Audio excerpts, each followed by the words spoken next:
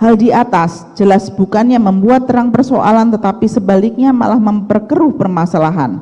Terlebih lagi penuntut umum seakan terikut arus berita hoaks yang disebar di berbagai media dengan sengaja oleh pihak-pihak tertentu, bahkan. Selamat pagi Tribuners, bersama saya Tria Wulandari. Inilah update berita terkini yang dilaporkan langsung reporter Tribun Network dari lapangan. Tanggapan terhadap replik penuntut umum mengenai pledoi pribadi terdakwa. 1. Penuntut umum membantah menyatakan terdakwa sebagai wanita tidak bermoral. Kemampuan penuntut umum untuk berkelit rasanya patut diberikan nilai A atau sempurna, karena penuntut umum seolah-olah lupa bahwa untuk menguatkan persepsi dalam membuktikan unsur dengan sengaja dan dengan rencana terlebih dahulu dalam surat tuntutannya, penuntut umum telah mencantumkan kalimat pada poin 6 huruf I dan M pada halaman 471 sebagai berikut.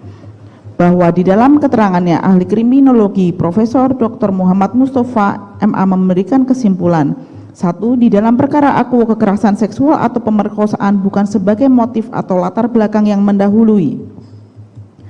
2. Adanya kemarahan pelaku terhadap peristiwa yang terjadi di Magelang adalah tidak jelas dikarenakan oleh peristiwa apa. Hal tersebut dikuatkan dengan adanya hasil pemeriksaan poligraf menerangkan bahwa jawaban terdakwa Putri Chandrawati yang mengatakan ia tidak berselingkuh dengan korban Nofriansah Yosua Huta Barat adalah berbohong dengan hasil pemeriksaan -25. Memang penuntut umum tidak menyebut frasa tidak bermoral secara eksplisit, namun dengan sistematis penuntut umum telah menggunakan informasi yang tidak relevan dengan perkara, mengabaikan bukti-bukti dan fakta-fakta hukum di persidangan, menuduh terdakwa berbohong, hingga secara a contrario menafsirkan hasil tes poligraf yang diperoleh secara cacat hukum dan menuduh terdakwa berselingkuh dengan korban. Padahal di persidangan secara terang telah terbukti pelaksanaan tes poligraf dilakukan secara melawan hukum karena bertentangan dengan peraturan Kapolri nomor 10 tahun 2009.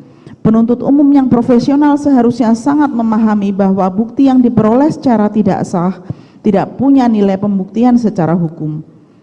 Demikian juga dengan keterangan dari ahli kriminologi Profesor Dr. Muhammad Mustafa adalah keterangan yang tidak kredibel secara hukum karena ahli menyatakan hanya mendapat informasi parsial berdasarkan kronologi singkat versi penyidik yang disusun dari kesaksian saksi Richard Eliezer Pudihang Lumiu semata dan mengakui tidak membaca berkas perkara.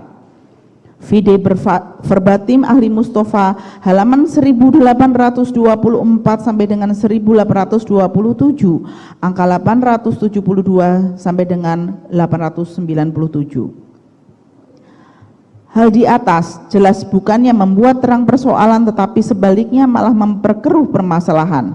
Terlebih lagi penuntut umum seakan terikut arus berita hoaks yang disebar di berbagai media dengan sengaja oleh pihak-pihak tertentu, bahkan cenderung menambah panas berita-berita hoaks tersebut dengan menyebutkan adanya motif perselingkuhan di tuntutan saksi Kuat Ma'ruf, namun berkelit dan menyebutkan tidak menyimpulkan hasil poligraf. Vide halaman 5 replik penuntut umum. Perbuatan penuntut umum yang membuat kesimpulan yang bersifat asumtif inilah yang menjadi suatu keberatan yang wajar disampaikan oleh terdakwa dalam pledoi pribadinya. Dampak dari asumsi perselingkuhan yang dicetuskan penuntut umum tanpa satupun saksi dan bukti yang mendukung tersebut telah menyebabkan terdakwa dan keluarganya mendapat fitnah dan stigma negatif dari publik, dan lebih jauh berdampak sangat negatif terhadap anak-anak terdakwa. Padahal sejatinya setiap pihak yang terlibat dalam persidangan yang terbuka ini, termasuk penuntut umum, mengetahui dengan pasti hal tersebut tidak pernah terbukti dalam fakta persidangan, bahwa istilah dalam tanda kutip bumbu-bumbu dalam tuntutan yang kemudian diungkapkan oleh Jaksa Agung Muda Pidana Umum dalam konferensi persnya tanggal 19 Januari 2023 dan dimuat dalam berbagai media menyatakan bahwa isu atau asumsi perselingkuhan yang